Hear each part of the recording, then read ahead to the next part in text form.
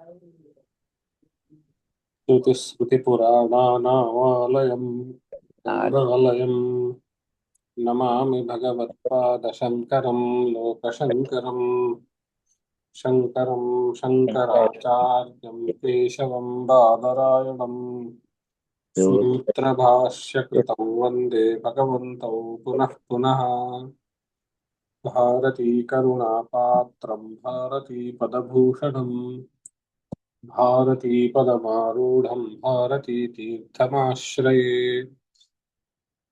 विद्याविनयसम्पन्नं वीतरागं विवेकिनं वन्दे वेदान्ततत्त्वज्ञं विधुशेखरभारतीम् परमं क्लिष्टवेदान्तं परया श्लक्ष्णया गिरा यो बोधयति तं वन्दे परमानन्दभारती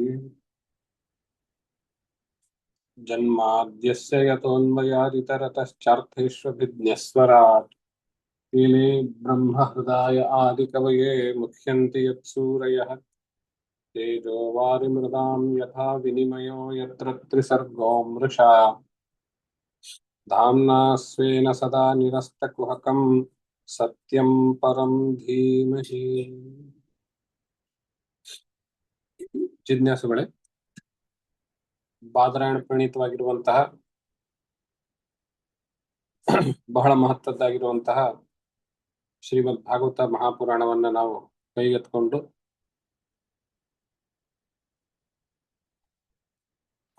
8 ಸ್ಕಂದಗಳನ್ನು ಮುಗಿಸಿ 9ನೇ ಸ್ಕಂದದಲ್ಲಿ ಪ್ರವೇಶ ಮಾಡಿದ್ದಾಯ್ತು.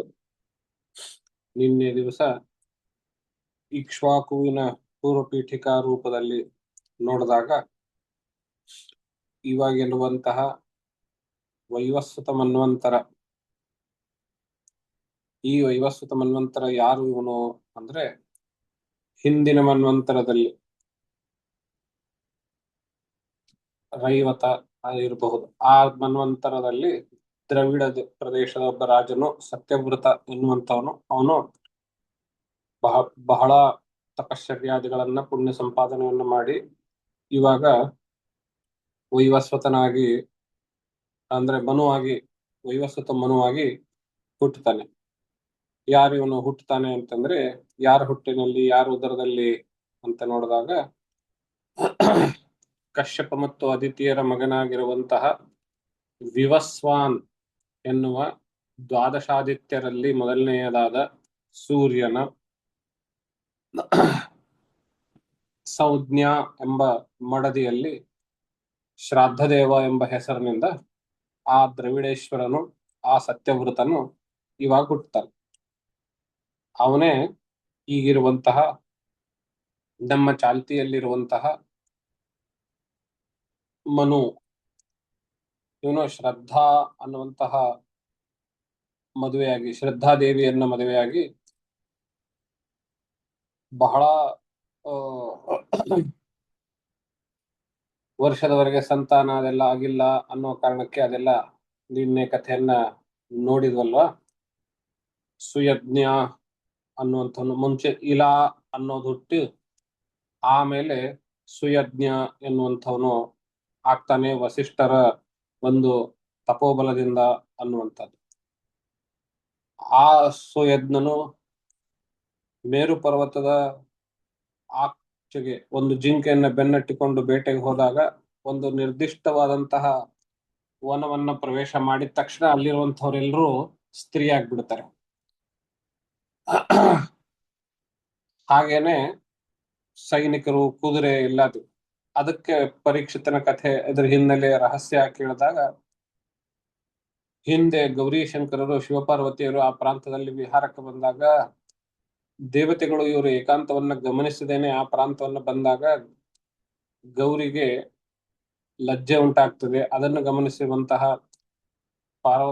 ಪರಮೇಶ್ವರನು ಪಾರ್ವತಿಯ ಸಮಾಧಾನಕ್ಕೋಸ್ಕರವಾಗಿ ಈ ಪ್ರಾಂತದಲ್ಲಿ ನನ್ನ ಹೊರತು ಎಲ್ಲರೂ ಯಾರೇ ಪ್ರವೇಶ ಮಾಡಿದರೂ ಸ್ತ್ರೀ ಆಗಲಿ ಎನ್ನುವಂತಹ ಒಂದು ಆ ಪ್ರಾಂತಕ್ಕೆ ಶಾಪದ ರೂಪದಲ್ಲಿ ಕೊಟ್ಟಿರ್ತಾನೆ. ಅದು ಪ್ರಭಾವದಿಂದ ಇವರೆಲ್ಲ ಹಾಗಾಗಿರ್ತಾರೆ. ಹಾಗೆ ಬರುವಾಗ ಆ ಸುಯಜ್ಞನು ಇಂತಹ ಸುಂದರ ಸ್ತ್ರೀ ಆಗಿರ್ತಾನೆ ಅಂತಂದ್ರೆ ಅಲ್ಲಿಯೇ ಇರುವಂತಹ ಬುಧನು ಇವಳನ್ನ ನೋಡಿ ಮೋಹಿಸ್ತಾನೆ. ಅವಳು ಕೂಡ ಆ ಬುಧನನ್ನ ಮೋಹಿಸ್ತಾಳೆ. ಹೀಗಿರುವಾಗ ಅವರಿಬ್ರು ಮದುವೆಯಾಗಿ ಅವರಿಬ್ಬರಿಂದ ಹುಟ್ಟುವಂತಹ ಸಂತಾನವೇ ಪುರೂರವ ಅಂತ ಕರೀತಾರೆ. ಮುಂದೆ ಈ ಪುರೂರವ ಊರ್ವಶಿ ಜೊತೆಗೆ ವಿವಾಹವಾಗಿ ಆಮೇಲೆ ಯಯಾತಿ ಇತ್ಯಾದಿ ಕಥೆಯೆಲ್ಲ ಮುಂದುವರಿಸುವಂತಹದ್ದು ಈ ಸ್ಕಂದದ ಮುಂದಿನ ಭಾಗದಲ್ಲಿ 21-22ನೇ ಅಧ್ಯಾಯಗಳಲ್ಲಿ ಬರುವಂತಹ ಮಾತು.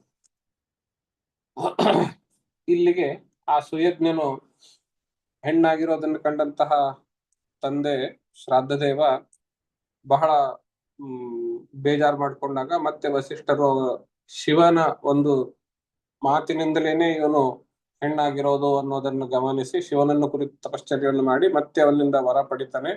ಅವಾಗಿಂದ ಅವನು 1 ತಿಂಗಳು ಪುರುಷನು 1 ತಿಂಗಳು ಸ್ತ್ರೀ ಅನ್ನುವಂತಹ ರೂಪದಲ್ಲಿ ಬೆಳೀತೈತ. ಮುಂದೆ ಅವನಿಗೆ ಜನ ಇವನು ಹೀಗಿರೋದನ್ನ ನೋಡಿ ಗೌರವಾದಿಗಳು ಕೊಡದೇ ಇರುವಾಗ ರಾಜ್ಯ ಎಲ್ಲವನ್ನ ಪುರೂರವನಿಗೆ ಒಪ್ಪಿಸಿ ಅವನು ತಪಶ್ಚರ್ಯಕ್ಕೆ ವಾನಪ್ರಸ್ಥಕ್ಕೆ ಹೋಗ್ತಾನೆ. ಈ ಕಡೆ ಇರೋ ಮಗನ ಪರಿಸ್ಥಿತಿ ಹೀಗಾಯ್ತಲ್ಲ ಅನ್ನೋದನ್ನು ಯೋಚನೆ ಮಾಡ್ತಾ ಅವನು ಶ್ರಾದ್ದದೇವನು ಮತ್ತೆ ತಪಶ್ಚರ್ಯಕ್ಕೆ ಯಮುನಾ ನದಿ ತೀರದಲ್ಲಿ 10,000 ವರ್ಷದವರೆಗೆ ತಪಶ್ಚರ್ಯಕ್ಕೆ ಕೂಡ್ತಾನೆ. ಆವಾಗ ಅವನಿಗೆ ಇಕ್ಷ್ವಾಕು ಎಂಬ ಮೊದಲಾದ 10 ಜನ ಪುತ್ರರು ಹುಟ್ಟುತ್ತಾರೆ. ಇಕ್ಷ್ವಾಕು, ಶರ್ಯಾತಿ, ಕವಿ ಎನ್ನುವಂತಹ ಅನೇಕ ನಭಗ ಇತ್ಯಾದಿ ಹೆಸರು. ಅವರುಗಳೆಲ್ಲ ಒಂದೊಂದು 2-3 ತಲೆಮಾರಿನ ಹೆಸರುಗಳೆಲ್ಲ 2ನೇ ಅಧ್ಯಾಯದಲ್ಲಿದೆ. ಅದು ಬರೀ ಮಾಹಿತಿಯಾಗಿರೋದ್ರಿಂದ ನಾನು ಅಂತಹ ಮಹತ್ವದ ಪಾತ್ರಗಳು ಅಲ್ಲದೆ ಇರುವುದರಿಂದ ಆ ಅಧ್ಯಾಯವನ್ನು ನಾನು ಕೈಬಿಟ್ಟು 3ನೇ ಅಧ್ಯಾಯಕ್ಕೆ ಶರ್ಯಾತಿ ಅನ್ನುವಂತಹ ಅಂದ್ರೆ ಇಕ್ಷ್ವಾಕುವಿನ ತಮ್ಮ ಅಥವಾ ವೈವಸ್ವತ ಮನುವಿನ ಮಗ, 2ನೇ ಮಗ. ಆ ಶರ್ಯಾತಿ ಅವನ ಮಗಳು ಸುಕನ್ಯಾ ಮತ್ತು ಚವನ ಇವರ ಒಂದು ಕಥೆ ಪ್ರಾರಂಭವಾಗುತ್ತೆ. ಆ ಕಥೆ ನಾವು 3ನೇ ಅಧ್ಯಾಯದಲ್ಲಿ ಪ್ರಾರಂಭ ಮಾಡ್ತೇವೆ. ಶ್ರೀ ಶುಕ ಉವಾಚ, ಶುಕ ಮಹರ್ಷಿಗಳು ಹೇಳ್ತಾರೆ, ಶರ್ಯಾತಿರ್ಮಾನವೋ ರಾಜ ಬ್ರಹ್ಮಿಷ್ಟ ಸಬಭೂವಃ ಯೋ ವಾ ಅಂಗಿರಸಾನ್ ಸತ್ರೆ ದ್ವಿತೀಯಮಃ ಊಚಿವಾನ್. ಮನುವಿನ ಮಗನಾಗಿರುವಂತಹ ಶರ್ಯಾತಿಯು ಮುಂದೆ ರಾಜನಾಗಿ ಮೆರೆದನು. ಅವನೇ ಮುಂದೆ ಮನುವಿನ ರಾಜನಾಗಿ 2ನೇ ಮಗನಿದ್ದಲ್ಲ ಶರ್ಯಾತಿ, ಅವನು ಈ ಒಂದು ವಿಶಿಷ್ಟವಾಗಿರುವಂತಹ ಆಂಗಿರಸರು ಮಾಡ್ತಾ ಇರುವಂತಹ ಸತ್ರ ಯಜ್ಞ ಏನಿದೆ ಅದರಲ್ಲಿ 2ನೇ ದಿವಸದ ಕಾರ್ಯಕಲಾಪಗಳನ್ನ ಹೇಳಿದವನು ಅಂತ ಒಂದು ಮಾತು ಬರ್ತದೆ. ದ್ವಿತೀಯ ಮಹಾ ಊಚಿವಾನ್, ಅಹ ಅಂದ್ರೆ ದಿವಸ, 2ನೇ ದಿವಸದ ಕಾರ್ಯಕಲಾಪಗಳನ್ನು ಹೇಳಿದನು ಅಂತ ನಾವು ಹೀಗೆ ಅರ್ಥ ಮಾಡ್ಕೊಳ್ಬಹುದು.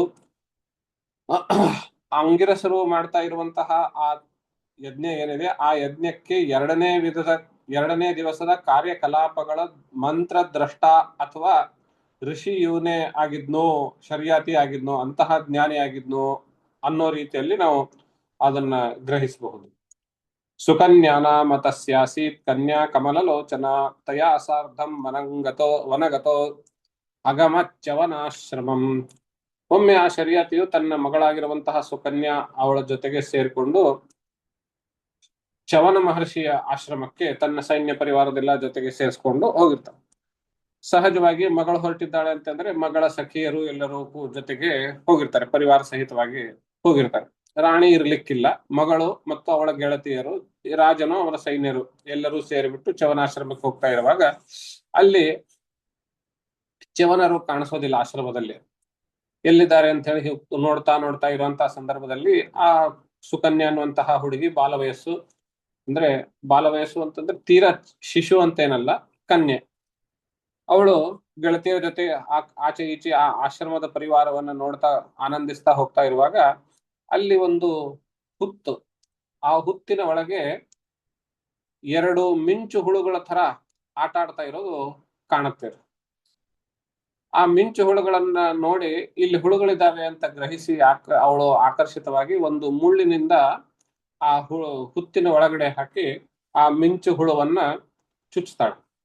ಮಿಂಚು ಹುಳು ಅಂತ ತಿಳಿದುಕೊಂಡಿರುವಂತಹ ಬೆಳಕನ್ನ ಚುಚ್ಚುತ್ತಾಳೆ. ಅದು ಚವನ ಮಹರ್ಷಿಯ ಒಂದು ತಪಶ್ಚರ್ಯ ಮಾಡ್ತಾ ಇರುವಂತಹ ಸ್ಥಳವಾಗಿರ್ತದೆ. ಅವರು ಬಹಳ ವರ್ಷಗಳಿಂದ ತಪಶ್ಚರ್ಯ ಕೂತಿರುವುದರಿಂದ ಅವರ ಮೇಲೆ ಹುತ್ತು ಬೆಳೆದಿರ್ತದೆ.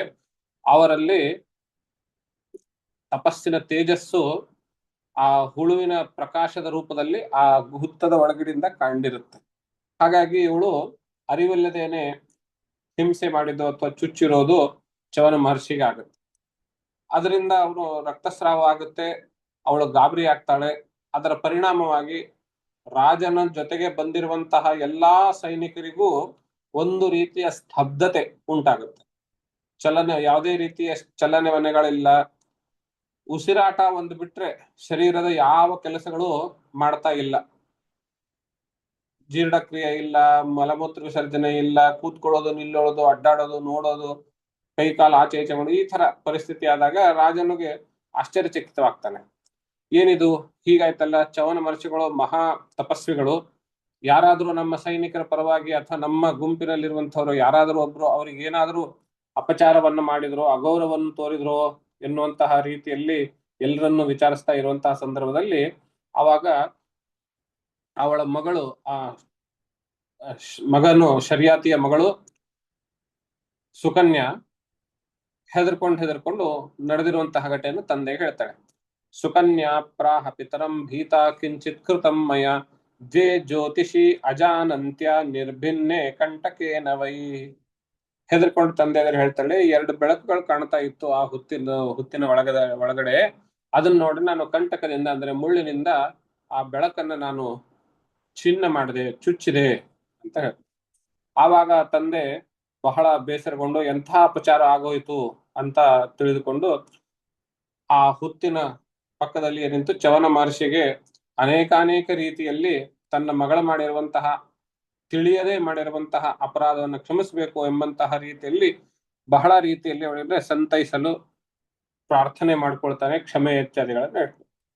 ಆಮೇಲೆ ಅದಕ್ಕೆ ತಕ್ಕ ಒಂದು ಪರಿಹಾರವೋ ಅಥವಾ ಒಂದು ಪ್ರಾಯಶ್ಚಿತ್ತವೋ ಅನ್ನುವ ರೂಪದಲ್ಲಿ ತನ್ನ ಮಗಳನ್ನ ಅವರಿಗೆ ಆ ಚವನ ಮಹರ್ಷಿಗೆ ದಾನ ಮಾಡಿ ಹೊರಟು ಹೋಗ್ತಾನೆ.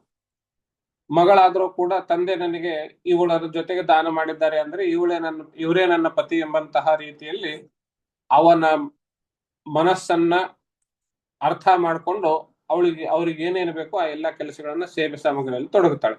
ಸುಕನ್ಯಾ ಚವನಂ ಪ್ರಾಪ್ಯ ಪತಿಂ ಪರಮಕೋಪನಂ ಪ್ರೀಣಯಾಮಾಸ ಚಿತ್ತಜ್ಞ ಅಪ್ರಮತ್ತಾನುವೃತ್ತಿಭಿ. ತಾನು ಹೀಗೆ ಮಾಡದೆ ಅನ್ನುವಂತಹ ಪಾಪ ಪ್ರಜ್ಞೆ ಅವಳಿಗೂ ಇರುತ್ತೆ. ಇವಾಗ ತಂದೆ ಈ ರೀತಿಯ ತನ್ನ ಮಗಳನ್ನು ಇವರಿಗೆ ಒಪ್ಪಿಸಿದ್ದಾನೆ ಅಂತ ಹೇಳಿದ್ರೆ ಅವಳು ಇನ್ನೊಂದು ಮಾತನಾಡದೇನೆ ಆ ಚವನ ಮಹರ್ಷಿಯನ್ನ ತನ್ನ ಪತಿಯಾಗಿ ಸ್ವೀಕಾರ ಮಾಡಿ ಅವರ ಸೇವೆಯಲ್ಲಿ ತೊಡಗುತ್ತಾಳೆ. ಎಷ್ಟೋ ಸಾವಿರ ವರ್ಷಗಳಿಂದ ಅವರು ತಪಶ್ಚರ್ಯ ಮಾಡ್ತಾ ಇದ್ದಾರೆ ಅಂತಂದ್ರೆ ಎಷ್ಟು ಮುಪ್ಪಾಗಿರುತ್ತೆ. ಮುಂದೆ ವರ್ಣನೆ ಬರುತ್ತೆ. ಶರೀರ ಹೇಗಿತ್ತು ಅಂದ್ರೆ ನರಗಳೆಲ್ಲಾ ತೇಲ್ತಾ ಇದ್ವು, ಚರ್ಮ ಜೋತಾಡ್ತಾ ಇತ್ತು. ಆ ರೀತಿ ವಯಸ್ಸಾಗಿತ್ತು ಆ ಚವನ ಮಹರ್ಷಿಗೆ ಅನ್ನುವಂತಹ ವರ್ಣನೆಯನ್ನ ನೋಡ್ತೀವಿ. ಹಾಗಿದ್ರೂ ಕೂಡ ಆ ಸುಕನ್ಯೆಯವಳು ತಂದೆಯ ಮಾತಿನಂತೆ ಅವರನ್ನ ಪತಿಯಾಗಿ ಸ್ವೀಕರಿಸಿ ಅವರ ಸೇವೆಯಲ್ಲಿ ತೊಡಗುತ್ತಾಳೆ. ಅವರಿಗೆ ಅಗ್ನಿಹೋತ್ರಕ್ಕೆ ಬೇಕಾಗಿರುವಂತಹ ಸಿದ್ಧತೆ ಮಾಡಿಕೊಡೋದು, ಸ್ನಾನ ಕರ್ಮಾದಿಗಳಿಗೆ ಸಿದ್ಧತೆ ಮಾಡಿಕೊಳ್ಳೋದು, ಅನುಷ್ಠಾನಕ್ಕೆ ಆಸನ ಇತ್ಯಾದಿಗಳನ್ನು ಮಾಡಿಕೊಡೋದು, ಅವರ ಮನಸ್ಸಿನಲ್ಲಿ ಮುಂದೆ ಏನು ಮಾಡಬಹುದು ಅನ್ನೋದನ್ನ ಅರ್ಥ ಮಾಡ್ಕೊಂಡು ಅದಕ್ಕೆ ತಯಾರಿ ಮಾಡಿಕೊಡೋದು, ಈ ರೀತಿ ಎಲ್ಲ ಕೆಲಸ ಮಾಡ್ತಾ ಇರ್ತಾರೆ. ಇದನ್ನ ಗಮನಿಸಿದಂತಹ ಚವನ ಮಹರ್ಷಿ ಇವಳು ಇಷ್ಟೊಂದು ಶ್ರದ್ಧೆಯಿಂದ ಸೇವೆ ಮಾಡ್ತಾ ಇರುವಾಗ ನಾನು ಇವಳಿಗೆ ಅನ್ಯಾಯ ಮಾಡಬಾರ್ದು ಅನ್ನೋ ರೀತಿಯಲ್ಲಿ ಮನಸ್ಸು ಮಾಡ್ತಾರೆ. ಅದೇ ಸಂದರ್ಭದಲ್ಲಿ ಕಸ್ಯಚಿತ್ ತ್ವಥ ಕಾಲಸ್ಯ ನಾಸತ್ಯಾವಾಶ್ರಮಾಗತೌ ತೌ ಪೂಜಯಿತ್ವಾ ಪ್ರೋವಾಚ ವಯೋಮೇ ದತ್ತಮೀಶ್ವರು. ಅಶ್ವಿನಿ ಕುಮಾರರು ಅವರ ಆಶ್ರಮಕ್ಕೆ ಅದೇ ಸಂದರ್ಭದಲ್ಲಿ ಬಂದಿರ್ತಾರೆ. ಆವಾಗ ಚವನ ಮಹರ್ಷಿಗಳು ಆ ಅಶ್ವಿನಿ ಕುಮಾರರ ಹತ್ರ ಕೇಳ್ತಾರೆ, ನೋಡ್ರಿ ಕಣಯ್ಯ, ನೀವು ನನಗೆ ಯೌವನ ಸ್ತ್ರೀಯರು ಆಸೆ ಪಡುವಂತೆ ಶರೀರ ನಾನು ತಯಾರು ಮಾಡಬೇಕು, ಅಂದ್ರೆ ಚಿರ ಯುವಕನಾಗಿ ಮಾಡಬೇಕು.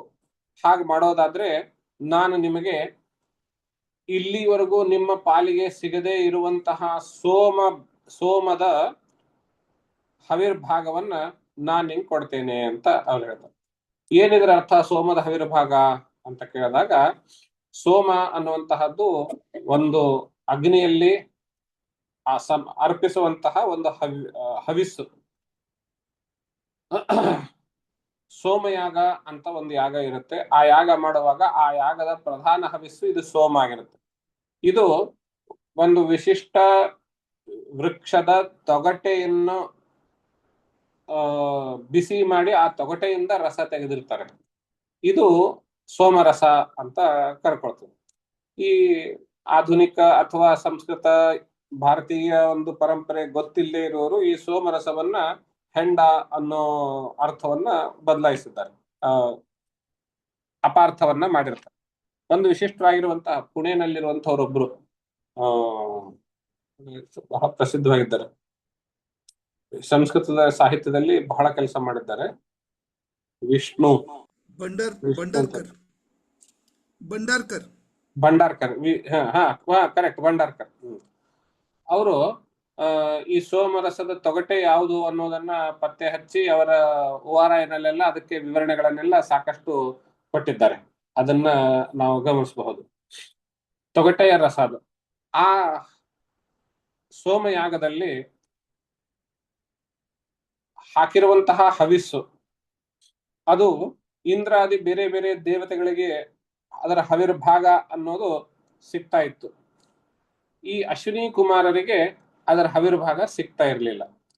ಯಾಕಾಗೆ ಅಂತ ಹೇಳಿದ್ರೆ, ಅಶ್ವಿನಿ ಕುಮಾರರು ವೈದ್ಯರೇ ಹೊರತು, ದೇವತೆಗಳ ವೈದ್ಯರೇ ಹೊರತು ಇವರು ದೇವತೆಗಳಲ್ಲ ಅನ್ನುವಂತಹದ್ದು ಒಂದು ಅವರ ಸ್ಟೇಟಸ್ ಆಗಿತ್ತು, ದೇವತೆಗಳ ವೈದ್ಯರು ಅಂತ.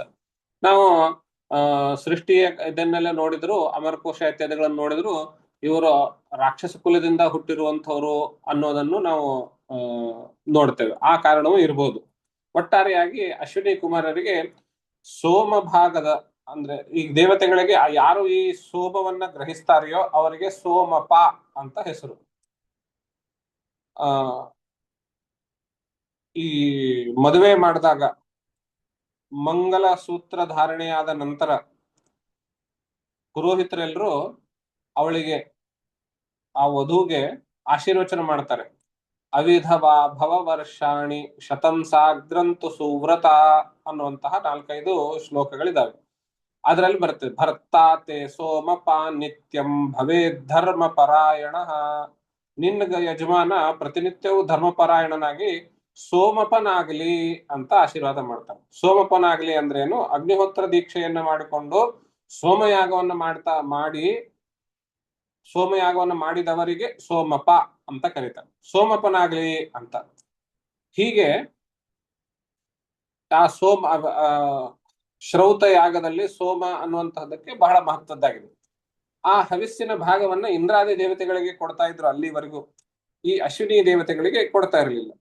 ಈ ಚವನ ಮಹರ್ಷಿ ಹೇಳ್ತಾರೆ, ನೀವು ವೈದ್ಯರು, ನಿಮ್ಮಲ್ಲಿ ಆ ಒಂದು ಸಾಮರ್ಥ್ಯ ಇರುತ್ತೆ, ನೀವು ನನಗೆ ನಿಮ್ಮ ಸಾಮರ್ಥ್ಯದಿಂದ ನನಗೆ ಯೌವನನಾಗಿ ಮಾಡಿದರೆ, ಯುವಕನಾಗಿ ಮಾಡಿದರೆ, ನಾನ್ ನಿಮ್ಗೆ ಇನ್ನೂವರೆಗೂ ಸಿಗದೇ ಇರುವಂತಹ ಸೋಮ ಭಾಗವನ್ನ ನಾನು ನಿಮ್ಗೆ ಕೊಡ್ತೇನೆ ಅನ್ನೋ ರೀತಿಯಲ್ಲಿ ಅವರಿಗೆ ಒಂದು ರೀತಿಯ ಮಾತು ಕೊಡ್ತಾರೆ, ಅಥವಾ ಒಂದು ಭರವಸೆ ಕೊಡ್ತಾರೆ. ಗ್ರಹಂ ಗ್ರಹಿಷ್ಯೆ ಸೋಮಸ್ಯ ಯಜ್ಞೇ ವಾಮಪ್ಯ ಸೋಮಪೋಹೋ. ಅಸೋಮಪೋಹೋ, ನೀವು ಅಸೋಮಪರಾಗಿದ್ರೂ ಕೂಡ, ಸೋಮದ ಹವಿರ್ಭಾಗವನ್ನ ಗ್ರಹಿಸಲು ಅರ್ಹರಲ್ಲದೆ ಇದ್ರೂ ಕೂಡ ನಾನ್ ನಿಮಗೆ ಸೋಮವನ್ನ ಕೊಡ್ತೇನೆ. ಕ್ರಿಯತಾಮೇ ವಯೋ ರೂಪಂ ಪ್ರಮದಾನಾಮ್ಯ ದೀಪ್ಸಿತಂ. ನನ್ನ ರೂಪ ಯುವಕರ ತರ ರೂಪ ಮಾಡ್ಕೊಡ್ಬೇಕು. ನೀವು ಹೇಗಿರ್ಬೇಕು ಅಂದ್ರೆ ಪ್ರಮದಾನಾಮ್ಯ ದೀಪ್ಸಿತಂ, ಯುವತಿಯರಿಗೆ ಹೇಗಿದ್ರೆ ಇಷ್ಟನೋ ಹಾಗಿರ್ಬೇಕು ಅನ್ನೋ ರೀತಿಯಲ್ಲಿ ಹೇಳ್ತಾನೆ. ಅವರು ಆ ರೀತಿ ಹೇಳಿದ್ದು, ಈ ಸುಕನ್ಯೆ ಅವಳಿಗೆ ಒಂದು ನೆಮ್ಮದಿ ಅಥವಾ ಒಂದು ತೃಪ್ತ ಭಾವ ಸಿಗಲಿ ಅನ್ನೋ ಕಾರಣದಿಂದ. ಯಾರಿಗೆ ಪಾಪ ಪುಟ್ಟ ಹುಡುಗಿ ವಯಸ್ಸನಾದವನಿಗೆ ಮದುವೆ ಕೊಟ್ಟರೆ ಅವಳಿಗೆ ಹೇಗೆ ನೆಮ್ಮದಿ ಇರುತ್ತೆ? ಆದ್ದರಿಂದ ಅವಳ ಒಂದು ಪತಿ ಸೇವೆ ಮಾಡೋದನ್ನ, ಅವಳ ಗುಣಗಳನ್ನ ಎಲ್ಲ ಗ್ರಹಿಸಿರುವಂತಹ ಚ್ಯವನರು ಈ ನಿರ್ಣಯಕ್ಕೆ ಬರ್ತಾರೆ. ಸರಿ ಎಂಬುವಂತಹ ರೀತಿಯಲ್ಲಿ ಆ ಅಶ್ವಿನಿ ಕುಮಾರರು ಇವರಿಗೆ ಮಾತು ಕೊಟ್ಟು ಅವ್ರೇನ್ ಹೇಳ್ತಾರೆ, ಇದ್ ನೋಡಿ ಎದುರುಗಡೆ ಇರೋದೊಂದು ಸಣ್ಣ ಕೊಳ್ಳ ಒಂದು ತೋರಿಸ್ಬಿಟ್ಟು ಕೊಳ ತೋರಿಸ್ಬಿಟ್ಟು, ಇದು ಹಿಂದೆ ಬಹಳ ದೊಡ್ಡ ದೊಡ್ಡ ಸಿದ್ಧರು ತಯಾರು ಮಾಡಿರುವಂತಹ ಕೊಳ ಇದು. ಈ ಕೊಳದಲ್ಲಿ ಮುಳುಗಿ ಎದ್ರೆ ಯೌವನ ಬರುತ್ತೆ ಅನ್ನೋ ರೀತಿಯಲ್ಲಿ ಅಶ್ವಿನಿ ಕುಮಾರರಿಬ್ರು ಚವನ ಮಹರ್ಷಿಯನ್ನ ಕೈ ಹಿಡಿದುಕೊಂಡು ಆ ಕೊಳದಲ್ಲಿ ಮಿಂದೇಳ್ತಾರೆ. ಮೇಲ್ ಬಂದ ತಕ್ಷಣ ಮೂವರು ಯುವಕರು ಚವನರೇ ಮೂರು ರೂಪಗಳಲ್ಲಿ ಸರಿ ಸಮಾನವಾಗಿ ಮೂರು ರೂಪಗಳಲ್ಲಿ ಎದ್ದು ನಿಲ್ತಾರೆ. ಆವಾಗ ಅವಳ ಸುಕನ್ಯೆಗೆ ಒಂದು ರೀತಿ ಪರೀಕ್ಷೆಯಾಗುತ್ತೆ, ಯಾರು ನನ್ನ ನಿಜವಾದ ಪತಿ ಅನ್ನುವಂತಹ ರೀತಿಯಲ್ಲಿ. ಇನ್ನೊಬ್ಬನನ್ನ ಸ್ಪರ್ಶಿದ್ರು ಕೂಡ ಆ ಪತಿವ್ರತ ಅನ್ನುವಂಥದ್ದು ಹೊರಟು ಹೋಗುತ್ತೆ. ಹಾಗಾಗಿ ಏನ್ ಮಾಡ್ಬೇಕು ಅಂತ ನೋಡಿದಾಗ ಕೊನೆಗೆ ಅವಳು ನೇರವಾಗಿ ತಾನೇ ನಿಶ್ಚಯ ಮಾಡುವಂತಹ ದಾರ್ಷ್ಟ್ಯ ತೋರದೆ ಅಶ್ವಿನಿ ಕುಮಾರರಿಗೆ ಮತ್ತೆ ಶರಣ ಹೋಗ್ತಾಳೆ. ನಾನು ನಿಮ್ಮ ಈ ಈ ರೂಪಾಂತರಗಳನ್ನು ಅಥವಾ ನಿಮ್ಮ ಈ ಮಾಯೆಗಳನ್ನ ನಾನು ಗ್ರಹಿಸಲಾರೆ, ನಾನು ಬಹಳ ಮುಗ್ಧೆ, ಚಿಕ್ಕವಳಿದ್ದೇನೆ, ದಯವಿಟ್ಟು ನನ್ನ ಮೇಲೆ ಕೃಪೆ ತೋರಿ ಅನ್ನುವಂತಹ ರೀತಿಯಲ್ಲಿ ಅಶ್ವಿನಿ ಕುಮಾರರಿಗೆ ಶರಣು ಹೋದಾಗ ಅಶ್ವಿನಿ ಕುಮಾರರು ಇವಳ ಪಾತಿವೃತ್ಯವನ್ನ ಪ್ರಶಂಸಿಸಿ ಅಂತ ಇದೆ ಶ್ಲೋಕದಲ್ಲಿ. ಇದರಲ್ಲಿ ಏನು ಪಾತಿವೃತ್ಯ ಪ್ರಶಂಸಿಸೋದು ಅನ್ನುವಂತಹ ಪ್ರಶ್ನೆ ಬಂದಾಗ ನಾವು ಹೀಗೆ ಯೋಚನೆ ಮಾಡ್ಬೋದು. ಪುಟ್ಟ ಹುಡುಗಿ ಮುಪ್ಪಾದವನಿಗೆ ಮದುವೆ ಮಾಡಿಕೊಡ್ತಿದ್ರು, ಬಹಳ ವರ್ಷ ಅವ್ರ ಜೊತೆನೆ ಇದ್ಲು. ಇನ್ನು ಆ ಕೊಳದಿಂದ ಹೊರ ಬಂದಾಗ ಆಕೆಯ ಗಂಡನ ರೂಪದಲ್ಲಿರುವಂತವ್ರು 3 ಜನ ಸಿಕ್ಕ್ರೆ ಅನ್ನುವಂತಹ ರೀತಿಯಲ್ಲಿ, ಅಂದ್ರೆ ಅವಳು ಯಾವುದೇ ರೀತಿಯ ಕಾಮವಾಸನೆಗೆ ಬಲಿಯಾದ್ಲೋ ಅನ್ನೋದನ್ನ ಇಲ್ಲಿ ಪರೀಕ್ಷೆ ರೂಪದಲ್ಲಿ ಚರ್ಚಿಸಿ ಅದು ಯಾವುದನ್ನು ಬಲಿ ಆಗದೇನೆ ಹತೋಟಿಯಲ್ಲಿ ಇದ್ಕೊಂಡು ಅಶ್ವಿನಿ ದೇವತೆಗಳಿಗೆ ಶರಣ ಹೋದ್ಲು ಅನ್ನುವಂತಹದ್ದು ಆ ಸುಕನ್ಯೆಯ ಒಂದು ವೈಶಿಷ್ಟ್ಯತೆ. ಆದ್ರಿಂದ ಆ ಅಶ್ವಿನಿ ದೇವತೆಗಳು ತಮ್ಮ ಆ ಮಾಯೆಯಿಂದ ತಯಾರಾಗಿರುವಂತಹ 12 ರೂಪಗಳನ್ನ ತಮ್ಮ ಜೊತೆಗೇನೆ ಕರೆದುಕೊಂಡು ಹೋಗಿ ಆ ಚವನ ಋಷಿಗೆ ಯುವಕನ ರೂಪದಲ್ಲಿ ಅವಳ ಜೊತೆಗೆ ಬಿಡ್ತಾರೆ. ದರ್ಶಯಿತ್ವಾ ಪತಿಂ ತಸ್ಯೈ ಪಾತಿವೃತ್ತೇನ ತೋಷಿತೌ ಋಷಿ ಮಾಮಂತ್ಯ ಯತುರ್ ವಿಮಾನೇನ ತ್ರಿವಿಷ್ಟಪಂ. ಆ ಪಾತಿವೃತ್ಯವನ್ನ ಗಮನಿಸಿ ಆ ನೀ ಮೂವರಲ್ಲಿ ನಿನ್ನ ಪತಿ ಯಾರು ಎಂಬುದನ್ನು ಅವರಿಗೆ ತೋರಿಸಿ ಬಿಕ್ಕುವ ಮಾಯಾರೂಪಗಳನ್ನ ತಮ್ಮ ಜೊತೆಗೆ ಮೇಲೆ ಕರೆದುಕೊಂಡು ಹೋದ್ರು ಅನ್ನೋದು. ಈ ಪ್ರಕಾರ ಅವಳು ಚವನ ಋಷಿಯ ಜೊತೆಗೆ ಬಹಳ ಆನಂದದಿಂದ ಕಾಲ ಕಳೀತಾ ನಿತ್ಯ ಅಗ್ನಿಹೋತ್ರಾದಿಗಳನ್ನು ಮಾಡ್ತಾ ಇರುವಂತಹ ಸಂದರ್ಭದಲ್ಲಿ ಅವಳ ತಂದೆ ಶರಿಯಾತಿ ಆ ಸಂದರ್ಭದಲ್ಲಿ ಆ ಆಶ್ರಮಕ್ಕೆ ಬರ್ತಾನೆ. ಇವಳು ಯಜ್ಞದ ವೇದಿಕೆಯಲ್ಲಿದ್ದಾಳೆ, ನಿತ್ಯ ಅಗ್ನಿಹೋತ್ರಾದಿಗಳನ್ನು ಮಾಡ್ತಾ ಇರುವಂತವರು. ಇವಳು ಪಕ್ಕದಲ್ಲಿ ಚಿರಯುವಕನಾಗಿರುವಂತಹ ಹುಡುಗ ಕೂತಿದ್ದಾನೆ. ಈ ಹಿಂದೆ ನಡೆದಿರೋ ಘಟನೆ ಎಲ್ಲ ಆ ಶರಿಯಾತಿಗೆ ಗೊತ್ತಿಲ್ಲ. ಅವನು ಬಂದ ತಕ್ಷಣ ಕೋಪಾವಿಷ್ಟನಾಗಿ, ನೀನು ನಮ್ಮ ಕುಲಕ್ಕೇನೆ ಕಳಂಕ ತರುವಂತಹ ಕೆಲಸ ಮಾಡಿದೆಯಲ್ಲ ಎನ್ನುವಂತಹ ರೀತಿಯಲ್ಲಿ ಅವಳನ್ನ ನಿಂದಿಸ್ತಾನೆ. ಚಿಕೀರ್ಷಿತಂ ತೇ ಕಿವಿದಂ ಪರಿಸ್ತಯ ಪ್ರಲಂಬಿತೋ ಲೋಕ ನಮಸ್ಕೃತೋ ಮುನೇಃ ಯತ್ತಂ ಜರಾಗ್ರಸ್ತಮಸತ್ಯ ಸಮ್ಮತಂ ವಿಹಾಯ ಜಾರಂ ಭುಜಸೆ ಅಧ್ವಗಂ. ಬೈತಾನೆ. ಏನು ಇಡೀ ಲೋಕವನ್ನೇ ನಮಸ್ಕಾರ ಮಾಡುವಂತಹ ಆ ಚವನ ಋಷಿಯನ್ನ ಮುಪ್ಪಾಗಿದ್ದಾನೆ, ಮುಪ್ಪಾಗಿದ್ದಾನೆ ಎನ್ನುವಂತಹ ಕಾರಣದಿಂದ ಅವನನ್ನ ತಿರಸ್ಕಾರ ಮಾಡಿ ಈ ಜಾರನ ಜೊತೆಗೆ ಕೂಡ್ಕೊಂಡಿಯ ನೀನು ನಮ್ಮ ಕುಲಕ್ಕೇನೆ, ಪತಿಯ ಕುಲಕ್ಕೂ ಮತ್ತು ತಂದೆಯ ಕುಲಕ್ಕೂ ಕಳಂಕ ತರುವಂತಹ ಕೆಲಸವನ್ನು ಮಾಡಿದೆಯಲ್ಲ ಎನ್ನುವ ರೀತಿಯಲ್ಲಿ ಅವಳನ್ನ ಬೈದಾಗ, ನಿಂದಿಸಿದಾಗ ಅವಳು ಹೇಳ್ತಾಳೆ, ಏವಂ ಬ್ರುವಾಣಂ ಪಿತರಂ ಸ್ಮಯಮಾನ ಶುಚಿಸ್ಮಿತ ಉವಾಚತ ತಜಾ ಮಾತಾ ತವೈಷಾ ಭೃಗುನಂದನಃ. ಮಗಳು ಅವಳ ತಂದೆ ಆ ಮಾತಿಗೆ ಕೋಪಗೊಳ್ಳಿಲ್ಲ, ನಕ್ಕು ಬಿಟ್ಟು ಸ್ಮಯಮಾನ ನಗುಮುಖದಿಂದ ಶುಚಿಸ್ಮಿತ ಶುಚಿಯಾಗಿರುವಂತಹವಳವಳು ಸ್ಮಿತ ವಚನಗಳಲ್ಲಿ ಹೇಳ್ತಾಳೆ ತಂದೆಗೆ, ಇವನೇ ನಿನ್ನ ಅಳಿಯನಾಗಿರುವಂತಹ ಭೃಗುನಂದನನು ಅಂದ್ರೆ ಚವನನು ಅಂತ. ಚವನ ಅಂತ ನೇರವಾಗಿ ಹೇಳೋ ಹಾಗಿಲ್ವಲ್ಲ, ಆದ್ರಿಂದ ಭೃಗುನಂದನನು ಅಂತ. ಆಮೇಲೆ ತನ್ನ ಈ ಎಲ್ಲಾ ಕಥೆಯನ್ನೆಲ್ಲ ಹೇಳಿದಾಗ ತಂದೆಗೆ ಮಗಳ ಮೇಲೆ ಬಹಳ ಅಭಿಮಾನ ಅನ್ನೋದು ಬರ್ತದೆ. ಬಹಳ ಸಂತೋಷದಿಂದ ಹೇಳ್ತಾನೆ. ತಾನೇ ಸ್ವತಃ ನಿಂತು ಬಿಟ್ಟು ಆ ಇಬ್ಬರ ಕಡೆಯಿಂದ, ಮಗಳು ಮತ್ತು ಅಳಿಯನ ಕಡೆಯಿಂದ ಸೋಮಯಾಗವನ್ನು ಮಾಡಿಸ್ತಾರೆ. ಸೋಮೇನ ಯಾಜಯನ್ ವೀರಂ ಗ್ರಹಂ ಸೋಮೇನ ಯಾಜಯನ್ ವೀರಂ ಗ್ರಹಂ ಸೋಮಸ್ಯ ಚಾಗೃಹೀತ್ ಅಸೋಮಪೋ ಅಸೋಮಪೋರಪ್ಯಶ್ವಿನೋಶ್ಚವನಸ್ತೇನ ಚವನಸ್ವೇನ ತೇಜಸ. ಅವರು ಮಾಡಿರುವಂತಹ ಆ ಸೋಮಯಾಗದಲ್ಲಿ ಆ ಅಸೋಮಪರಾಗಿರುವಂತಹ ಅಶ್ವಿನಿ ದೇವತೆಗಳಿಗೂ ಕೂಡ ತಾನು ಮುಂಚೆ ಮಾತು ಕೊಟ್ಟಂತೆ ಚವರನು ಹವಿರ್ಭಾಗವನ್ನ ಆ ಅಸೋಮಪರಿಗೂ ಅಶ್ವಿನಿ ದೇವತೆಗಳಿಗೂ ತಲುಪಿಸ್ತಾನೆ. ಇದನ್ನು ಕಂಡಂತಹ ಇಂದ್ರ ಬಹಳ ಕೋಪಗೊಳ್ತಾನೆ. ಇದೇನಿದು, ಆ ಸೋಮಯಾಗಕ್ಕೆ ಅಧಿಪತಿ ನಾನು, ನನಗೆ ಬರಬೇಕು, ನನ್ನ ಭಾಗದಲ್ಲಿ ನನ್ನ ಆಜ್ಞೆ ಇಲ್ಲದೇನೆ ಈ ಹವಿರ್ಭಾಗವನ್ನ ಅಶ್ವಿನಿ ದೇವತೆಗಳಿಗೆ ಕೊಡೋದೇನೋ, ಅವ್ರ ದೇವತೆಗಳೇ ಅಲ್ಲ, ಅವರು ವೈದ್ಯರು ಎನ್ನುವ ರೀತಿಯಲ್ಲಿ ಅವನಿಗೆ ಒಂದು ಕೋಪ ಬರುತ್ತೆ.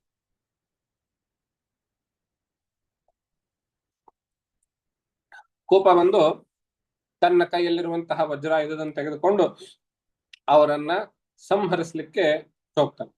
ಚವನನು ತನ್ನ ಮಂತ್ರಶಕ್ತಿಯಿಂದಲೇನೆ ಆ ಇಂದ್ರನನ್ನ ಖಡ್ಗ ಸಮೇತವಾಗಿ ಸ್ತಂಭಿಸಿ ಬಿಡ್ತಾನೆ ಅಂದ್ರೆ ಏನು, ಕಲ್ಲಿನ ತರ ಮಾಡ್ಬಿಡ್ತಾನೆ, ನಿಂತ್ಕೊಂಡು ಅಲ್ಗಾಡೋ ಹಾಗಿಲ್ಲ. ಹಾಗೋ ಹಂತುಂ ತಮಾದದೆ ವಜ್ರಂ ಸದ್ಯೋ ಮನ್ಯುರಮರ್ಷಿತ ಸವಜ್ರಂ ಸ್ತಂಭಯಾಮಾಸ ಭುಜಮಿಂದ್ರಸ್ಯ ಭಾರ್ಗವನಾಗಿರುವಂತಹ ಆ ಚವನ ಮಹರ್ಷಿಯು ಸದ್ಯೋಮನ್ಯು ಆಗಿರುವಂತಹ ಇಂದ್ರ. ಸದ್ಯೋಮನ್ಯು ಅಂದ್ರೆ ತಕ್ಷಣದಲ್ಲಿ ಕೋಪ ಬರುವಂತದ್ದು. ಮತ್ತು ಇನ್ನೊಂದು ಪದ ಏನು, ಅಮರ್ಷಿತ, ಹೊಟ್ಟೆ ಕೆಂಚಿನಿಂದ ಕೂಡಿರುವಂತವನು. ಅಂತಹ ಇಂದ್ರನನ್ನ ಸವಜ್ರಂ, ವಜ್ರ ಸಹಿತವಾಗಿ ಸ್ತಂಭಯಾಮಾಸ, ನಿಲ್ಲಿಸ್ಬಿಟ್ಟ, ಕಲ್ಲಿನ ತರ ಮಾಡ್ಬಿಟ್ಟ ಅವನಿಗೆ ಅಂತ. ಇದನ್ನು ನೋಡಿದಂತಹ ಎಲ್ಲಾ ದೇವತೆಗಳು ಕೂಡ ಆ ಅಶ್ವಿನಿ ದೇವತೆಗಳು ಸೋಮದ ಭಾಗವನ್ನ, ಹವಿರ್ಭಾಗವನ್ನ ಸ್ವೀಕರಿಸುವುದಕ್ಕೆ ಅನುಮೋದನೆ ಕೊಡ್ತಾರೆ. ಈ ಪ್ರಕಾರವಾಗಿ ಈ ಕಥೆಯ ಮೂಲಕ, ಈ ಘಟನೆಯ ಮೂಲಕ ನಾವೊಂದು ವಿಶಿಷ್ಟವಾಗಿರುವಂತಹ, ಹೊಸದಾಗಿರುವಂತಹ ಒಂದು, ಇಲ್ಲಿವರೆಗೂ ನಡೆಯದೇ ಇರುವಂತಹ ಒಂದು ಸಂಪ್ರದಾಯವೋ ಆಚರಣೆಯೋ ಅನ್ನು ನೋಡ್ತೇವೆ. ಅಂದ್ರೆ ಸೋಮಯಾಗದಲ್ಲಿ, ಇವಾಗ ಸೋಮಯಾಗ ಮಾಡಿದ್ರೆ ಅಶ್ವಿನಿ ದೇವತೆಗಳಿಗೂ ಒಂದು ಆಹುತಿ ಇರುತ್ತೆ. ಆ ಆಹುತಿ ಬಂದಿರೋದು ಎಲ್ಲಿಂದ ಅಂದ್ರೆ ಈ ಘಟನೆಯಿಂದ, ಚವನ ಮಹರ್ಷಿ ಅದಕ್ಕೆ ಕಾರಣ ಅನ್ನೋದನ್ನ ನಾವು ಈ ಮೂಲಕ ಗ್ರಹಿಸಬಹುದು. ಈ ಪ್ರಕಾರವಾಗಿ ಅವರಿಬ್ರು ಸೋಮಯಾಗವನ್ನ ಮಾಡಿ ಅಶ್ವಿನಿ ದೇವತೆಗಳಿಗೂ ಸೋಮವನ್ನ ತಲುಪುವ ಹಾಗೆ ಮಾಡಿ ಸುಖವಾಗಿ ಕಾಲವನ್ನ ಕಳೀತಾ ಇತ್ತು. ಇತ್ತ ಕಡೆ ಆ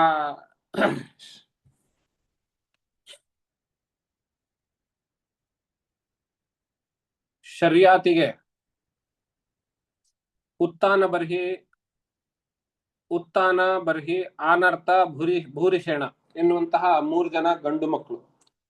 ಆ 3 ಜನ ಗಂಡು ಮಕ್ಕಳಲ್ಲಿ ಆನರ್ತ ಅನ್ನುವಂಥವನಿಗೆ ರೇವತ ಎನ್ನುವಂತಹ ಒಬ್ಬ ಮಗ ಹುಟ್ಟುತ್ತಾನೆ. ಉತ್ತಾನ ಬರ್ಹಿರಾನರ್ಥೋ ಭೂರಿಷೇಣ ಇತಿ ತ್ರಯಃ ಶರ್ಯಾತೇರಭವನ್ ಪುತ್ರ ಆನರ್ತ ಅದ್ರೇವತೋ ಭವತ್. ಆ ರೇವತನು ಸೋಂತಃ ಸಮುದ್ರೇ ನಗರೀಂ ವಿನಿರ್ಮಾಯ ಕುಶಸ್ಥಲೀಂ ಆಸ್ಥಿತೋ ಭುಂಕ್ತ ವಿಷಯಾನ್ ಆನರ್ತ ಅರಿಂದಮ. ಅವನು ರೇವತ ಅನ್ನುವಂಥವನು ಸಮುದ್ರ ಮಧ್ಯದಲ್ಲಿ ಒಂದು ನಗರವನ್ನು ತಯಾರು ಮಾಡಿಕೊಂಡು, ಕುಶಸ್ಥಲಿ ಎನ್ನುವಂತಹ ಹೆಸರಿನ ನಗರವನ್ನು ತಯಾರು ಮಾಡಿಕೊಂಡು ಅಲ್ಲಿಂದಲೇನೆ ತನ್ನ ರಾಜ್ಯಭಾರ ಅನ್ನುವಂತಹದ್ದು ಮಾಡೋದಕ್ಕೆ ಶುರು ಮಾಡ್ದ. ಅದು ಅವನ ಪ್ರಾಂತವಾಯ್ತು, ಅದು ಅವನ ರಾಜ್ಯಾಡಳಿತ ಅನ್ನುವಂತಹದ್ದಾಯ್ತು. ತಸ್ಯ ಪುತ್ರ ಶತಂ ಜಜ್ಞೆ ಕಕುದ್ಮಿಜ್ಯೇಷ್ಠಮುತ್ತಮಂ ಕಕುದ್ಮಿ ರೇವತೀಂ ಕನ್ಯಾಂ ಸ್ವಾಮಾದಾಯ ವಿಭುಂಗತಃ. ಆ ರೇವತನಿಗೆ 100 ಜನ ಮಕ್ಕಳು. ಅದರಲ್ಲಿ ಕಕುದ್ಮಿ ಅನ್ನುವಂಥವನು ಎಲ್ಲಕ್ಕಿಂತ ಹಿರಿಯವನು. ಆ ಕಕುದ್ಮಿಗೆ ರೇವತಿ ಎನ್ನುವಂಥವಳು ಮಗಳು. ಯಾರೀ ರೇವತಿ ಅಂದ್ರೆ ಪ್ರಸಿದ್ಧವಾಗಿರುವಂತೆ, ಎಲ್ರಿಗೂ ಗೊತ್ತಿರುವಂತೆ ಬಲರಾಮನ ಹೆಂಡತಿ. ಇವಾಗ ಈ ಕಥೆ, ರೇವತಿ ಹುಟ್ಟಿದ್ ಯಾವಾಗ, ಈ ವೈವಸ್ವತಮನು ಪ್ರಾರಂಭವಾದ ಕಾಲದಲ್ಲಿ. ಅಂದ್ರೆ ವಿವಸ್ವಾನ್ ಅವನ ಮಗು ವೈವಸ್ವತ, ಅವನ ಮಗನು ಶರ್ಯಾತಿ, ಆ ಶರ್ಯಾತಿಯಿಂದ ಉತ್ತಾನ ಆನರ್ತದಿಂದ ರೇವತ, ರೇವತನಿಂದ ಕಕುದ್ಮಿಯಿಂದ ರೇವತಿ ಅಂತ. ಅಂದ್ರೆ ಮನು ಪ್ರಾರಂಭದಿಂದ 4ನೇ 5ನೇ ತಲೆಮಾರು ಅಷ್ಟನೆ. ಬಲರಾಮ ಎಲ್ಲಿದ್ದಾನೆ? ಎಷ್ಟು ವಂಶಗಳು, ಎಷ್ಟು ತಲೆಮಾರುಗಳಾಗಬೇಕು? ಮುಂಚೆ ಇಕ್ಷ್ವಾಕು ವಂಶ ಆಗ್ಬೇಕು, ಆಮೇಲೆ ಚಂದ್ರವಂಶ ಪ್ರಾರಂಭವಾಗಬೇಕು. ಇದೆಲ್ಲ ಆಗೋದು ಅಂತ ಹೇಳಿದ್ರೆ ಎಷ್ಟು ವರ್ಷದ ಕಾಲ ರೇವತಿ ಹಾಗೆ ಇರ್ತಾಳೆ ಅನ್ನುವಂತಹ ಪ್ರಶ್ನೆ ಬರುತ್ತಲ್ಲ. ಅಲ್ಲಿದೆ ಒಂದು ಆಶ್ಚರ್ಯ. ಏನು ಆಶ್ಚರ್ಯ ಅಂದ್ರೆ ಒಂದು ವಿಸ್ಮಯ. ಏನದು ನೋಡೋಣ. ಆ ಕಕುದ್ಮಿ ತನ್ನ ಮಗಳಾದ ರೇವತಿಗೆ ಯಾವ ವರನಿಗೆ ಕೊಟ್ಟು ಮದುವೆ ಮಾಡಬೇಕು ಅನ್ನೋದನ್ನ ನಿರ್ಣಯ ಕೇಳೋದಕ್ಕೆ ಬ್ರಹ್ಮಲೋಕಕ್ಕೆ ಹೋದ್ನಂತೆ. ಕನ್ಯಾ ವರಂ ಪರಿಪ್ರಷ್ಟುಂ ಬ್ರಹ್ಮಲೋಕಮುಪಾವೃತಂ ಆವರ್ತಮಾನೋ ಗಾಂಧರ್ವೇ ಸ್ಥಿತೋ ಲಬ್ಧ ಕ್ಷಣಂ. ಬ್ರಹ್ಮಲೋಕಕ್ಕೆ ಕನ್ಯೆಯನ್ನ ಯಾವ ವರನಿಗೆ ಕೊಟ್ಟು ವಿವಾಹ ಮಾಡಬೇಕು ಅನ್ನೋದನ್ನ ಕೇಳೋದಕ್ಕೆ ಸಾಕ್ಷಾತ್ ಬ್ರಹ್ಮನ ಹತ್ರ ಹೋದ್ರಂತೆ. ಆವಾಗ ಬ್ರಹ್ಮನಲ್ಲಿ ಹೋಗೋ ಬರೋ ಜನ ಸಾಕಷ್ಟು ಜನ ಇರೋದ್ರಿಂದ ಇವನಿಗೆ ಅಲ್ಲಿ ದರ್ಶನ ಸಿಗೋದಕ್ಕೆ ಸ್ವಲ್ಪ ಸಮಯ ಆಯ್ತು. ಅಲಬ್ಧ ಕ್ಷಣಂ, ಒಂದು ಕ್ಷಣ ತಡವಾಗಿ ಹೋಯ್ತು ಇವನಿಗೆ ದರ್ಶನ ಸಿಗೋದಕ್ಕೆ. ಒಂದು ಕ್ಷಣ ತಡವಾಗಿ ಹೋಯ್ತು. ತಡವಾಗಿ ಹೋದ ಮೇಲೆ ಅಲ್ಲಿ ಕೇಳ್ತಾನೆ, ತದಂತ ಆದ್ಯಮನ್ನಸ್ಯ ಸ್ವಾಭಿಪ್ರಾಯಂ ನ ವೇದಯತ್. ಒಂದು ಕ್ಷಣ ತಡವಾಗಿ ದರ್ಶನವಾದಾಗ ತನ್ನ ಅಭಿಪ್ರಾಯವನ್ನ ಆ ಭಗವಂತನಿಗೆ, ಚತುರ್ಮುಖ ಬ್ರಹ್ಮನ ಎದುರುಗಡೆಗೆ ಹೇಳ್ತಾನೆ. ಹೇಳಿ ನನ್ನ ಮಗಳಿಗೆ ಯಾವ ವರ ಕೊಡಬೇಕು, ಯಾವ ವರನಿಗೆ ಕೊಟ್ಟು ಮದುವೆ ಮಾಡಬೇಕು ಅಂತ ಪ್ರಶ್ನೆ ಕೇಳಿದಾಗ ಭಗವಂತನ ತಚ್ಛ್ರುತ್ವ ಭಗವಾನ್ ಬ್ರಹ್ಮ ಪ್ರಹಸ್ಯತಮುವಾಚ. ಆ ಮಾತನ್ನು ಕೇಳ್ಬಿಟ್ಟು ಆ ಚತುರ್ಮುಖ ಬ್ರಹ್ಮನು ನಗುತ್ತಾನೆ. ನಕ್ಕು ಮುಂದಿನ ಮಾತನ್ನು ಹೇಳ್ತಾನೆ. ಏನು ಅಂತ ಕೇಳಿದ್ರೆ, ಅಹೋ ರಾಜನ್ ನಿರುದ್ಧಾಸ್ಥೆ ಕಾಲೇನ ಹೃದಯೇ ಕೃತಾಃ ತತ್ಪುತ್ರ ಪೌತ್ರ ನಪ್ತೃಣಾಂ ಗೋತ್ರಾಣಿ ಚ ನ ಶೃಣ್ಮಹೇ. ಹೇ ರಾಜನೇ, ನಿನ್ನ ಮನಸ್ಸಿನಲ್ಲಿ ಯಾವ್ದು 5-6 ವರಗಳನ್ನ ನೀನು ಮನಸ್ಸಿನಲ್ಲಿ ಇಟ್ಕೊಂಡು ಬಂದಿದ್ದೀಯೋ ನಿನ್ ಮಗಳಿಗೆ ಕೊಡ್ಬೇಕು ಅಂತೇಳಿ, ಆ 5-6 ವರಗಳಲ್ಲಿ ಯಾರು ಅಂತ ನಿಶ್ಚಯ ಮಾಡ್ಲಿಕ್ಕೆ ನನ್ನ ಹತ್ರ ಬಂದಿಯಲ್ಲ. ಆ 5-6 ವರಗಳಲ್ಲಿ ಯಾರು ಇವತ್ತು ಭೂಮಿ ಮೇಲೆ ಇಲ್ಲ. ಅವ್ರಿಲ್ಲ ಅಷ್ಟೇ ಅಲ್ಲ, ಅವ್ರ ಮಕ್ಕಳೂ ಇಲ್ಲ, ಅವ್ರ ಮೊಮ್ಮಕ್ಕಳೂ ಇಲ್ಲ, ಅವ್ರ ಮರಿ ಮೊಮ್ಮಕ್ಕಳು ಅಲ್ಲ ಅಷ್ಟೇ ಅಲ್ಲ, ಅವ್ರ ಗೋತ್ರವೇ ಉಳಿದಿಲ್ಲ ಇವತ್ತು ಆ ಭೂಮಿ ಮೇಲೆ. ಯಾಕೆ ಗೊತ್ತೇನು? ಕಾಲೋಭಿಯಾತ ಸ್ತ್ರೀಣವ ಚತುರ್ಯುಗ ವಿಕಲ್ಪಿತ. ಕಾಲ ಬಹಳ ದೀರ್ಘವಾಗಿ ಕಳೆದು ಹೋಗ್ಬಿಟ್ಟಿದೆ. ಎಷ್ಟು ಗೊತ್ತೇನು? ತ್ರೀನವ ಚತುರ್ಯುಗ ವಿಕಲ್ಪಿತ. ತ್ರೀನವ 9 3 ಅಂದ್ರೆ 9 3 27. 27 ಚತುರ್ಯುಗಗಳು ದಾಟಿ ಹೋಗಿದಾವೆ ಕಣಯ್ಯ ಅಂತ ಹೇಳ್ತಾರೆ. ಅಂದ್ರೆ ಆ ಚತುರ್ಮುಖ ಬ್ರಹ್ಮನ ಒಂದು ಕ್ಷಣದಲ್ಲಿ ಭೂಮಿ ಮೇಲೆ 27 ಯುಗಗಳು, ಚತುರ್ಯುಗಗಳು, 4 ಯುಗಗಳು ಒಂದು ಬಾರಿ ಬಂದು ಹೋದ್ರೆ ಅದು ಒಂದು ಮಹಾಯುಗ. ಅಂತಹ 27 ಮಹಾಯುಗಗಳು ಕಳೆದು ಹೋಗಿದಾವೆ ಅನ್ನುವಂತಹ ಮಾತು ಹೇಳ್ತಾರೆ. ಆದ್ರಿಂದ ನೀನ್ ಅಂದ್ಕೊಂಡಿರುವಂತಹ ಯಾರೋ ಇವಾಗ ಅಲ್ಲಿ ಇರೋದಿಲ್ಲ, ಅವ್ರ ಮಕ್ಕಳು ಇಲ್ಲ, ಅವ್ರ ಮೊಮ್ಮಕ್ಕಳು ಇಲ್ಲ, ಅವ್ರ ಗೋತ್ರವೂ ಇಲ್ಲ, ಎಲ್ಲ ಬಹಳ ಬದಲಾವಣೆ ಆಗಿದೆ. ಅದ್ ಹೇಳಿದ್ನಲ್ಲ, ಒಂದು ಕ್ಷಣ ತಡವಾಯ್ತು ಅಂತ. ಆ ಒಂದು ಕ್ಷಣ ತಡದಲ್ಲಿ ಇಷ್ಟೆಲ್ಲ ಆಗೋಗಿದೆ. ಇವರು ಮೇಲ್ಗಡೆ ಇದ್ದಾರೆ, ಮಗಳು ಮತ್ತು ತಂದೆ. ಹಾಗಾಗಿ ಅವ್ರಿಗೆ ಒಂದೇ ಕ್ಷಣ, ಬ್ರಹ್ಮನ್ ಜೊತೆಯಲ್ಲಿರೋದ್ರಿಂದ, ಬ್ರಹ್ಮಲೋಕದಲ್ಲಿರೋದ್ರಿಂದ ಅವ್ರಿಗೆ ಒಂದೇ ಕ್ಷಣ. ಭೂಲೋಕದಲ್ಲಿ 27 ಮಹಾಯುಗಗಳು ಮುಗಿದು ಹೋಗಿದ್ದಾವೆ. ಇಂಟರ್ಸ್ಟೆಲ್ಲಾರ್ ಅಂತ ಒಂದು ಸಿನಿಮಾ ಇದೆ ಅಲ್ಲ, ಆ ಸಿನಿಮಾದಲ್ಲಿ ಈ ಕಾನ್ಸೆಪ್ಟ್ ಅನ್ನು ಬಳಸಿದ್ದಾರೆ. ವಿಜ್ಞಾನದಲ್ಲಿ ಕಾನ್ಸೆಪ್ಟ್ ಇದೆ, ಹೇಳ್ತಾರೆ. ಯಾವುದೋ ಒಂದು ಲೋಕಕ್ಕೆ ಹೋಗಿರ್ತಾರೆ, ಒಂದು ಗ್ರಹಕ್ಕೆ ಹೋಗಿರ್ತಾರೆ.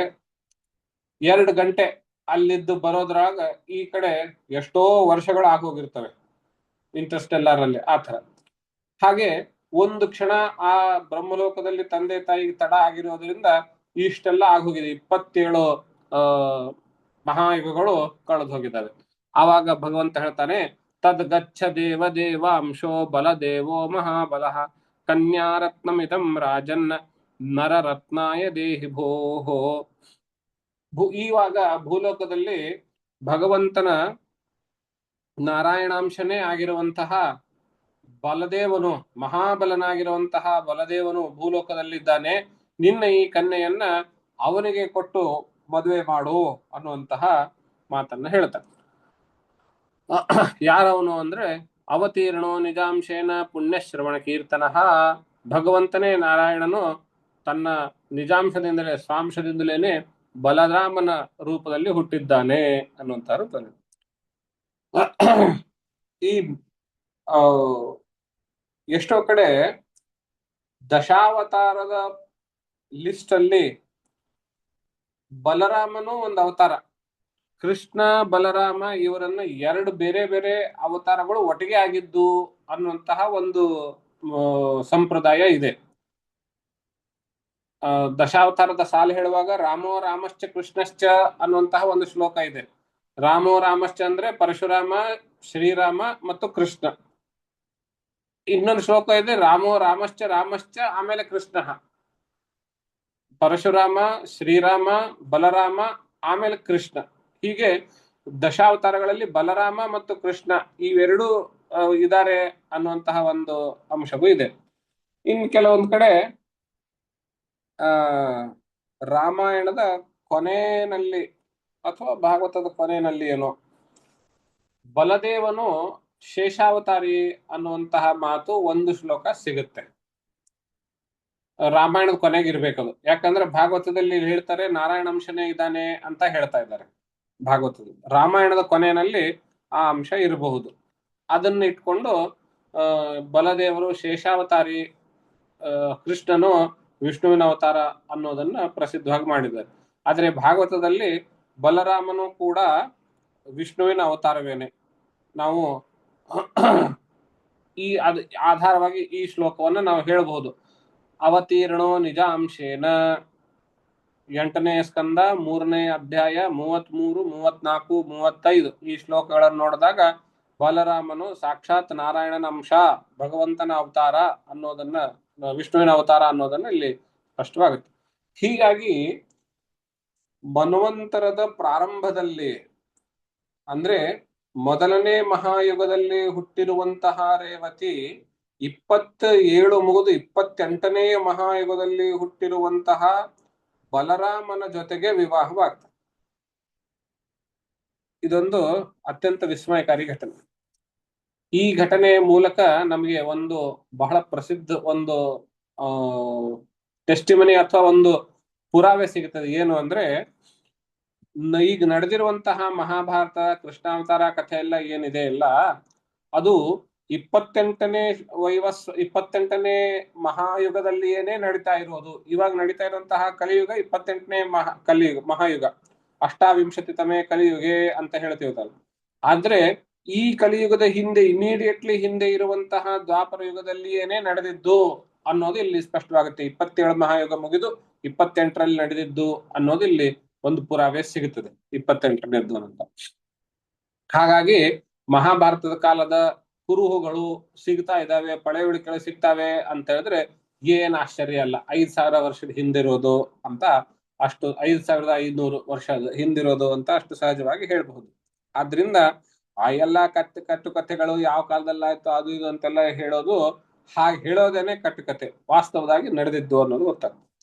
ಇದ್ರ ಜೊತೆಗೆ ಆ ಬ್ರಹ್ಮನ ದರ್ಶನಕ್ಕೋಸ್ಕರ ಒಂದು ಕ್ಷಣ ತಡವಾಯ್ತು, ಇಲ್ಲಿ ಅಷ್ಟರಲ್ಲಿ ಇಲ್ಲಿ 27 ಮಹಾಯುಗಗಳು ಮುಗಿದು ಹೋಯ್ತು ಅನ್ನೋದಿದೆಲ್ಲ ಈ ಮಾತಿಗೆ ಸಂಬಂಧಪಟ್ಟಂತೆ ಒಂದು ಪುಟ್ಟ ಹಾಸ್ಯ.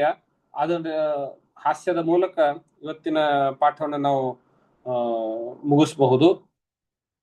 ಒಬ್ನು ಹೀಗೇನೆ ಬ್ರಹ್ಮನ ಆಯಸ್ಸಿನ ಲೆಕ್ಕಾಚಾರ ನೋಡ್ತಾ ನೋಡ್ತಾ ಚತುರ್ಯುಗ ಸಹಸ್ರಾಣಿ ಬ್ರಹ್ಮಣೋ ದಿನಮುಚ್ಚತೆ ಅಂತೆಲ್ಲ ನೋಡ್ಬಿಟ್ಟು ಅವನ ಒಂದು ಕ್ಷಣದಲ್ಲಿ ಎಷ್ಟೆಷ್ಟೋ ಮಹಾಯುಗಗಳಾಗಿ ಹೋಗ್ತವೆ ಅಂತ ಆದ್ರೆ ಒಬ್ಬನು ಯೋಚನೆ ಮಾಡಿದಂತೆ, ತಪಶ್ಚರ್ಯ ಮಾಡಿ ಬ್ರಹ್ಮನ ಲೆಕ್ಕಾಚಾರದಲ್ಲಿ ಒಂದೇ ಒಂದು ರೂಪಾಯಿ ತಗೊಂಡು ಬಂದ್ರೆ ಸಾಕು ಅಂತ ತಪಶ್ಚರ್ಯ ಕೂತ. ಅವನ ಲೆಕ್ಕಾಚಾರ ಒಳ ಅರ್ಥ ಗೊತ್ತಾಯ್ತಲ್ಲ. ಬ್ರಹ್ಮನ ಒಂದು ಕ್ಷಣ ಇಲ್ಲಿ 27 ಮಹಾಯುಗಗಳು ಆಗೋದು ಅಂತ ಆದ್ರೆ ಅವನ ಒಂದು ರೂಪಾಯಿ ಭೂಲೋಕಕ್ಕೆ ಎಷ್ಟಾಗಬಹುದು, ಭಯಂಕರ ದುಡ್ಡಾಗಬಹುದು ಅಂತ ಯೋಚನೆ ಮಾಡಿ ತಪಶ್ಚರ್ಯ ಕೂತ್ಕೊಂಡು ನನಗೆ ಬ್ರಹ್ಮ ಪ್ರತ್ಯಕ್ಷವಾದ ಮೇಲೆ ಕೇಳಿದಂತೆ, ಭಗವಂತ ನಂಗೆ ಜಾಸ್ತಿ ಏನು ಆಸೆ ಏನಿಲ್ಲ, ಕೇವಲ ನಿನ್ನ ಕಡೆ ಚಾಲ್ತಿನಲ್ಲಿರೋ ನಿನ್ನ ಕರೆನ್ಸಿನಲ್ಲಿರೋ 1 ರೂಪಾಯಿ ಮಾತ್ರ ಕೊಡು ನಂಗೆ ಅಂತ ಕೇಳಿದ. ಅವನ್ ಕರೆನ್ಸಿನಲ್ಲಿರೋ 1 ರೂಪಾಯಿ ಇಲ್ಲಿ ಸಾಕಷ್ಟಾಗುತ್ತೆ ಅನ್ನೋದು ಅವನ ಒಳ ಲೆಕ್ಕಾಚಾರ. ಈ ಮನುಷ್ಯನೇ ಇಷ್ಟೊಂದು ಚಾಣಾಕ್ಷನಾಗಿರ್ಬೇಕಾದಾಗ ಭಗವಂತ ಸುಮ್ಮನೆ ಇರ್ತಾನೇನೋ? ಅವನ್ ಹೇಳ್ದ, ಅರೆ ರೇ ನೀನ್ ಏನೋ ವರ ಕೇಳ್ತೀಯ ಅಂದ್ಕೊಂಡ್ಬಿಟ್ಟು ನಾನು ಹಾಗೆ ಬಂದೆ, ದುಡ್ಡು ಕೇಳ್ದೀಯಾ? ನಾನು ಮನೆಯಲ್ಲಿ ಇಟ್ಟಿದ್ದೀನಲ್ಲ, ಒಂದ್ ಕ್ಷಣ ನಿಂದ್ರು ಮನೆಗೆ ಹೋಗಿ ದುಡ್ಡು ತಗೊಂಡ್ ಬರ್ತೀನಿ ಅಂದಂತ. ಏನಾಯ್ತು? ಆ ಒಂದು ಕ್ಷಣದಲ್ಲಿ ಅವನು ಇರೋದಕ್ ಸಾಧ್ಯ ಏನು? 27 ಮಹಾಯುಗಗಳು ಮುಗಿದು ಹೋಗ್ತವೆ ಅಂತಂದ್ಮೇಲೆ ಅವನು ಹೋಗಿರ್ತಾನೆ ಅನ್ನೋದು ಹಾಸ್ಯ. ಈ ಪ್ರಕಾರ ನಾವು ಈ 3ನೇ ಅಧ್ಯಾಯದಲ್ಲಿ ನೋಡ್ತೇವೆ, ಬಲರಾಮ ಮತ್ತು ರೇವತಿ ಅವರ ವಿವಾಹ ಸಂಪನ್ನವಾಗುವಂತ, ಅಂದ್ರೆ ಭಗವಂತನ ಆಜ್ಞೆಯ ಮೇರೆಗೆ ಸಂಪನ್ನವಾಗುವಂತಹದ್ದು ಅಂತ ಹೇಳಿ, ಸುತಾಂ ದತ್ವಾ ನವದ್ಯಾಂಗೀಂ ಬಲಾಯ ಬಲಶಾಲಿನೆ ಬದರ್ಯಾಖ್ಯಂಗತೋ ರಾಜ ತಪ್ತುಂ ನಾರಾಯಣಾಶ್ರಮಂ. ಭಗವಂತನ ಆಜ್ಞೆಯ ಮೇಲೆಗೆ ಆ ಕಕುದ್ಮಿ ಎನ್ನುವಂತಹ ರಾಜನು ತನ್ನ ಮಗಳಾಗಿರುವಂತಹ ರೇವತಿಯನ್ನ ಬಲದೇವನಿಗೆ ವಿವಾಹ ಮಾಡಿಕೊಟ್ಟು ಮುಂದೆ ತಾನು ಬದರಿ ಆಶ್ರಮದಲ್ಲಿ, ಬದರಿ ಎಂಬಂತಹ ಕ್ಷೇತ್ರದಲ್ಲಿ ಹೋಗಿ ನಾರಾಯಣನ ದರ್ಶನ ಮಾಡೋದಕ್ಕೆ ಮತ್ತು ಅಲ್ಲಿಯೇ ಕುಳಿತು ನಾರಾಯಣ ತಪಶ್ಚರ್ಯ ಮಾಡಬೇಕು ಅನ್ನೋ ಒಂದು ರೀತಿಯಲ್ಲಿ ಬದರಿ ಆಶ್ರಮಕ್ಕೆ ಹೋದನು ಅನ್ನುವಂತ ಸಂದರ್ಭದಲ್ಲಿ ಈ ಅಧ್ಯಾಯ ಇಲ್ಲಿಗೆ ಪ್ರಾರಂಭವಾಗ್ತದೆ. ಇಲ್ಲಿಗೆ ನಮ್ಮ ಈ ಇವತ್ತಿನ ಪಾಠವನ್ನು ಮುಗಿಸುವಂತವರಾಗ್ತಾನೆ. ಮುಂದಿನ ದಿನಗಳಲ್ಲಿ ಹೀಗೆ ಸ್ವಾರಸ್ಯಕರ ಕಥೆಗಳನ್ನ ನೋಡ್ತಾ ನೋಡ್ತಾ ಮುಂದುವರಿಸೋಣ ಅಂತ ಹೇಳ್ತಾ ಎಲ್ರಿಗೂ ನಮಸ್ಕಾರಗಳು. ತತ್ಸ ಶ್ರೀ ಕೃಷ್ಣಾರ್ಪಣಮಸ್ತು. ಶುಭರಾತ್ರಿ.